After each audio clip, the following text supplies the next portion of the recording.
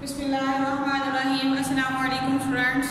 आज हम पढ़ेंगे 10th class chemistry chapter number 2 acid basis and salts में। आज का हमारा जो टॉपिक है वो है ब्रोंस्टेड-लोरी कॉन्सेप्ट। प्रीवियस लेक्चर में हम आर्हीनियस का कॉन्सेप्ट पढ़ चुके हैं। आर्हीनियस ने भी एसिड और बेस की डेफिनेशन की थी।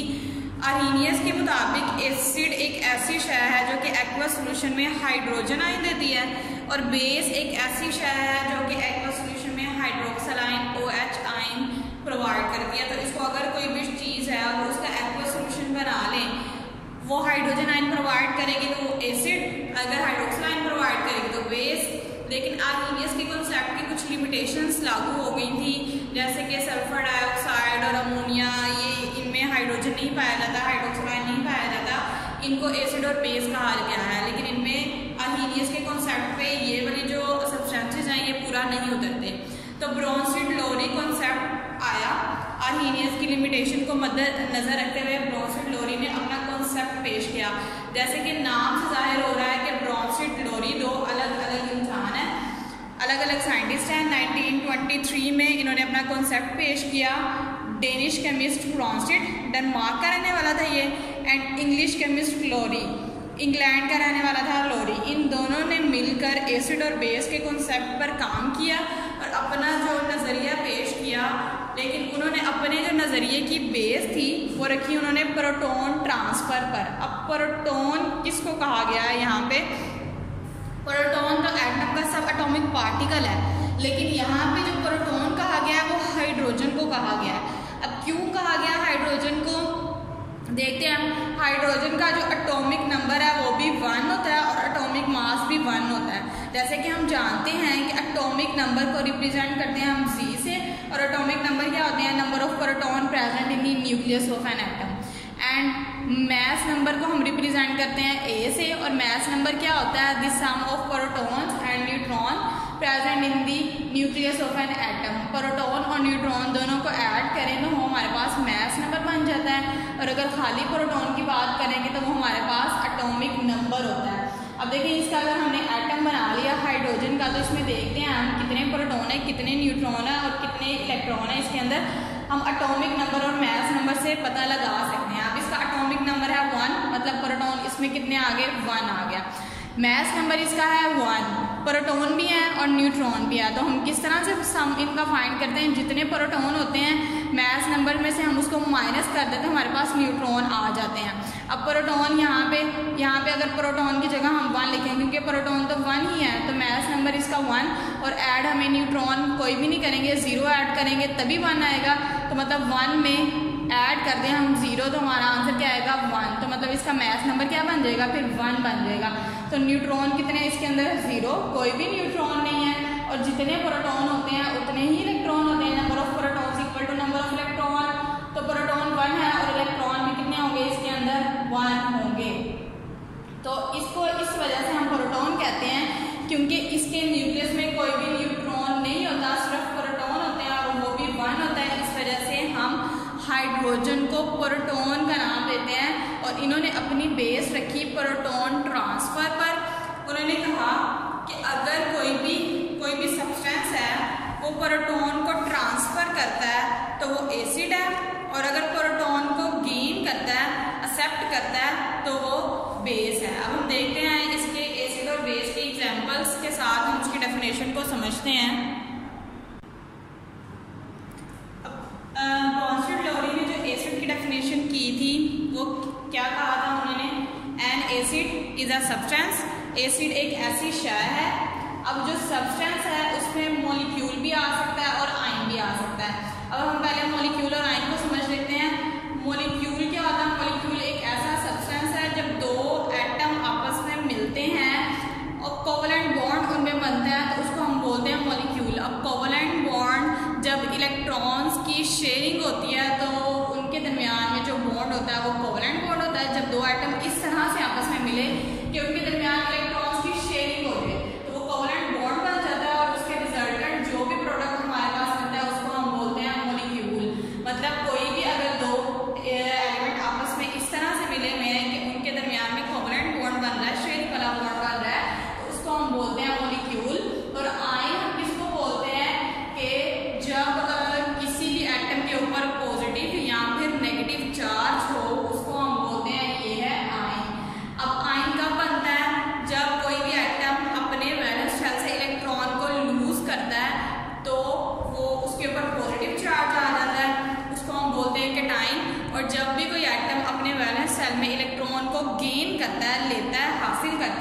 उसके ऊपर चार्ज आ जाता है नेगेटिव और उसको हम बोलते हैं एनाइन। तो दोनों को हम आयन की दो टाइप्स हैं, cation and A9. Positive charge होगा तो केटाइन, नेगेटिव चार्ज होगा तो एनाइन। तो हमने आयन को भी देख लिया और मॉलिक्यूल को भी देख लिया। तो एसिड जो है वो मॉलिक्यूल भी हो सकता है और आयन भी हो सकता है। That can donate a proton, जो कि प्रोटॉन दे देते हैं। अब प्रोटॉन देखें, प्रोटॉन के ऊपर हमने पॉजिटिव चार्ज, हाइड्रोजन के ऊपर पॉजिटिव चार्ज लगाया है, मतलब ये क्या है, केटाइन। अब अभी हमने देखा था कि हाइड्रोजन के एटम के अंदर एक प्रोटॉन होता है और एक ही इलेक्ट्रॉन होता है। तो इलेक्ट्रॉन जो इसके पास एक है वो भी इसने दे दिया हुआ है, लूज कर दिया हुआ है। तो जब दे दिया हुआ है तो उसके रिजल्टेंट इसके ऊपर चार्ज आ गया पॉजिटिव, क्योंकि जब कोई अपने वैलेंस शेल से इलेक्ट्रॉन को निकाल देता है तो उसके ऊपर चार्ज आ जाता है पॉजिटिव। तो इसके ऊपर इस वजह से पॉजिटिव चार्ज है। प्रोटॉन टू अनदर सब्सटेंस, किसी दूसरी शय को, जब भी कोई एक शय दूसरी शय को प्रोटॉन मतलब हाइड्रोजन दे देता है तो उसको हम बोलते हैं एसिड। अब उसकी एग्जांपल हम देखते हैं। हमारे पास है HCl और साथ में हमारे पास है अमोनिया NH3। अब यहाँ पे हाइड्रोजन जो है, HCl का जो हाइड्रोजन है वो क्या करेगा, अपना हाइड्रोजन, अपना प्रोटॉन दे देगा अमोनिया को। अब अमोनिया को इसने अपना प्रोटॉन दे दिया तो हमारे पास क्या बन गया, NH4 पॉजिटिव चार्ज आयन बन गया हमारे पास, plus chlorine Cl negative charge. अब इसके ऊपर नेगेटिव चार्ज कहाँ से आया कि HCl जो था, इन दोनों में इलेक्ट्रॉन्स की शेयरिंग हुई थी। ये एक मॉलिक्यूल है, मतलब इनके अंदर कोवलेंट बॉन्ड था, एटम इलेक्ट्रॉन्स की शेयरिंग हुई थी। क्लोरीन के वैलेंस शेल में 7 इलेक्ट्रॉन्स होते हैं, हाइड्रोजन के पास 1 होता है। हाइड्रोजन ने अपने 2 पूरे करने होते हैं, क्लोरीन ने अपने 7 इलेक्ट्रॉन्स कंप्लीट करने होते हैं। दोनों ने आपस में शेयरिंग करके अपना डुप्लेट और ऑक्टेट कंप्लीट किया हुआ था।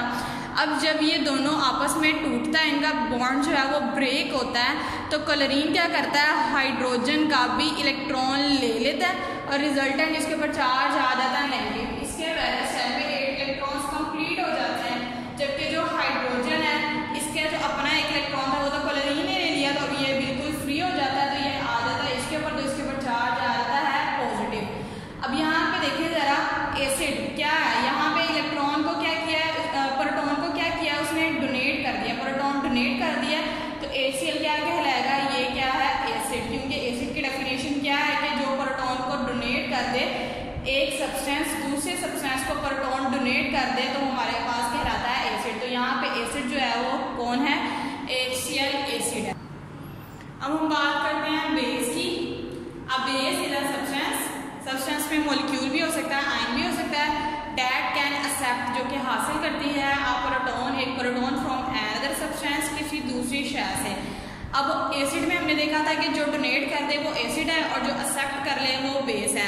जाहिर है हमने चैप्टर नंबर 7 में 9th क्लास में इलेक्ट्रोकेमिस्ट्री वाला टॉपिक पढ़ा था, उसमें हमने पढ़ा था रिडॉक्स रिएक्शन। जहाँ पे कोई डोनेट करने वाला होता है वहाँ पे कोई हासिल करने वाला भी होता है। ऑक्सीडेशन और रिडक्शन एक ही वक्त में वकूअ पज़ीर होती हैं। अब यहाँ पे जहाँ पे हाइड्रोजन को जो प्रोटॉन है वो अगर डोनेट करेगा कोई भी सब्सटेंस, तो वहीं पे कोई एक्सेप्ट भी करेगा उसको। तो अगर जो कोई डोनेट करेगा तो वो एसिड हो जाएगा और जो एक्सेप्ट करेगा वो बेस हो जाएगा। अब यहाँ पे देखिए हाइड्रोक्लोरिक एसिड, यहाँ पे प्रोटॉन क्या था, डोनेट हुआ था किसको, अमोनिया को। अमोनिया ने क्या कर लिया, एक्सेप्ट कर लिया, तो ये क्या है, बेस। जो डोनेशन करेगा वो एसिड होगा और प्रोटॉन को इसने एक्सेप्ट करके क्या बन गया, NH4 अमोनियम आयन बन गया, तो ये क्या कहलाएगी, ये एक बेस है। अब कुछ और एग्जांपल हम देखते हैं। अब हम बात करते हैं रिवर्सिबल रिएक्शन में। पहले हमने मॉलिक्यूल के सेंस में बात की, अब हम आयन के सेंस में बात करते हैं। जैसे कि हम इस चैप्टर के स्टार्ट में ही पढ़ चुके थे रिवर्सिबल रिएक्शन के बारे में। रिवर्सिबल रिएक्शन क्या होता है, जिसमें फॉरवर्ड रिएक्शन भी हो और रिवर्स रिएक्शन भी हो। ये जो डबल एरो है ये रिप्रेजेंट करता है, आगे वाला जो एरो है वो फॉरवर्ड को रिप्रेजेंट करता है और जो बैक वाला एरो है वो रिवर्स रिएक्शन को रिप्रेजेंट करता है। जैसे कि अभी हमने डेफिनेशन में पढ़ा था कि सब्सटेंस, अब सब्सटेंस जो है वो मॉलिक्यूल भी हो सकता है और आयन भी हो सकता है। पहले हमने मॉलिक्यूल के सेंस में बात करते हैं, फिर हम आयन के सेंस में बात करेंगे। अब देखिए जरा, मॉलिक्यूल है HCl प्लस NH3, यहाँ से हाइड्रोजन आयन जो प्रोटॉन है वो डोनेट हो जाएगा अमोनिया को और बन जाएगा अमोनियम आयन और प्लस क्लोरीन आयन बन जाएगा। अब ये डोनेट हो रहा है तो ये क्या है, एसिड, और इसने एक्सेप्ट कर लिया तो ये क्या बन गया, बेस। एक्सेप्ट करने के बाद ये बन गई बेस। अब यहाँ पे देखिए जरा, रिवर्सिबल रिएक्शन में क्या होगा, जो प्रोडक्ट होते हैं वो दोबारा रिएक्टेंट्स में आ जाते हैं। अब यहाँ पे जो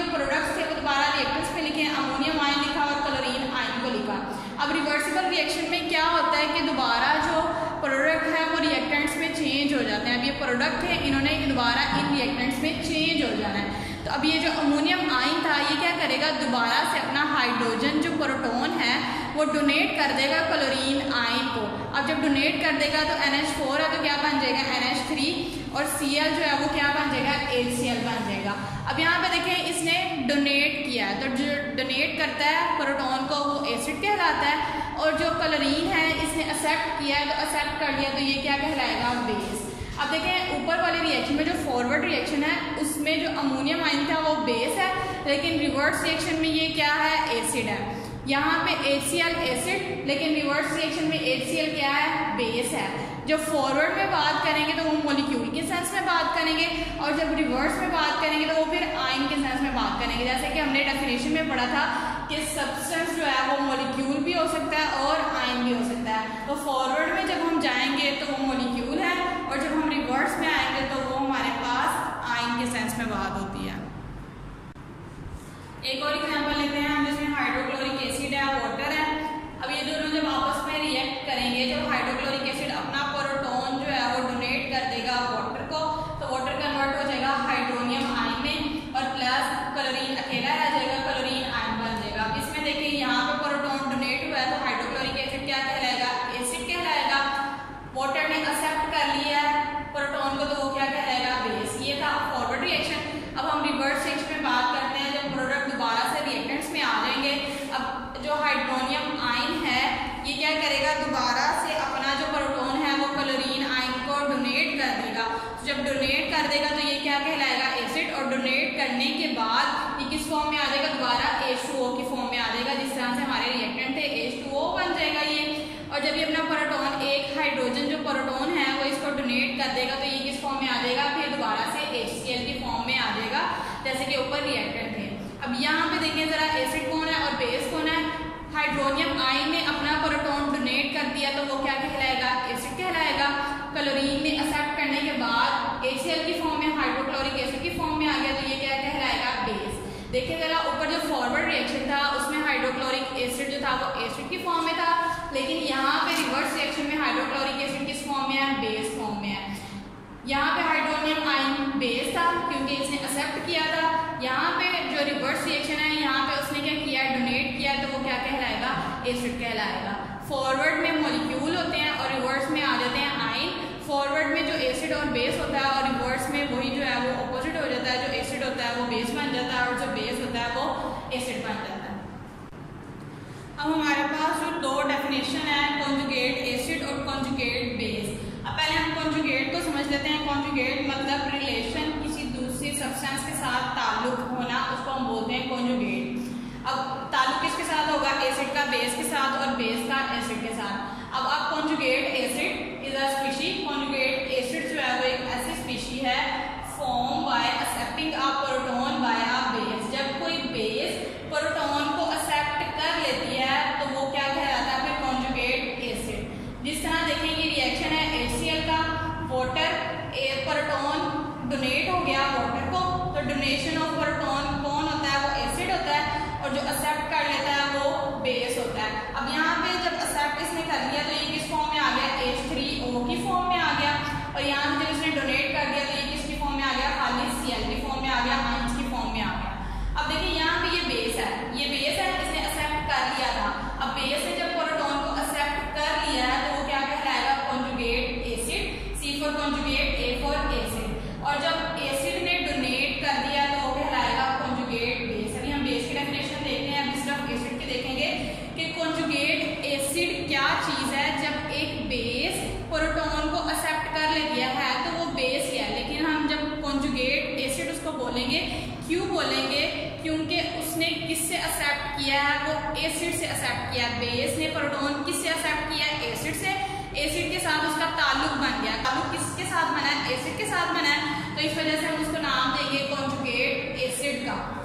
देखिए यहाँ पे HCl ने प्रोटॉन को डोनेट किया वाटर को, और वाटर किस में कन्वर्ट होगा, H3O में, हाइड्रोनियम आयन में कन्वर्ट हो गया।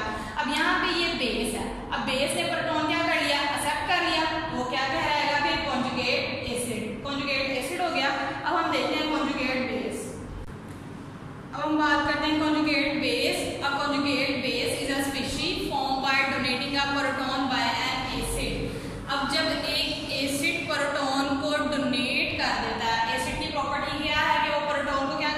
डोनेट करता है।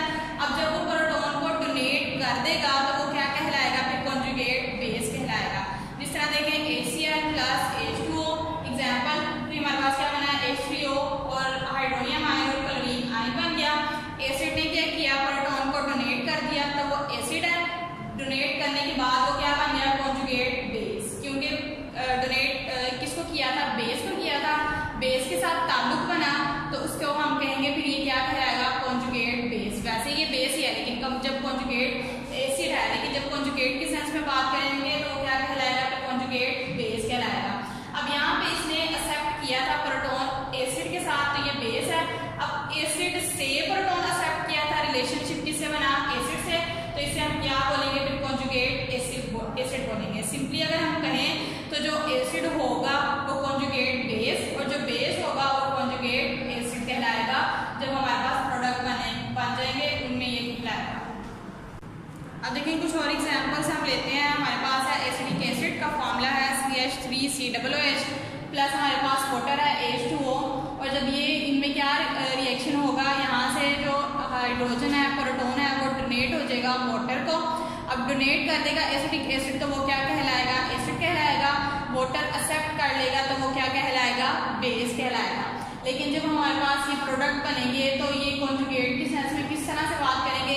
अब देखिए जब ये प्रोटॉन डोनेट हो गया तो हमारे पास क्या बनेगा, CH3COO आयन एनायन बन जाएगा। अब ये एसिड था, इसने क्या किया, प्रोटॉन को डोनेट कर दिया। तो जब एक एसिड प्रोटॉन को डोनेट कर देता है तो वो फिर क्या कहलाता है, कॉन्जुगेट बेस कहलाता है।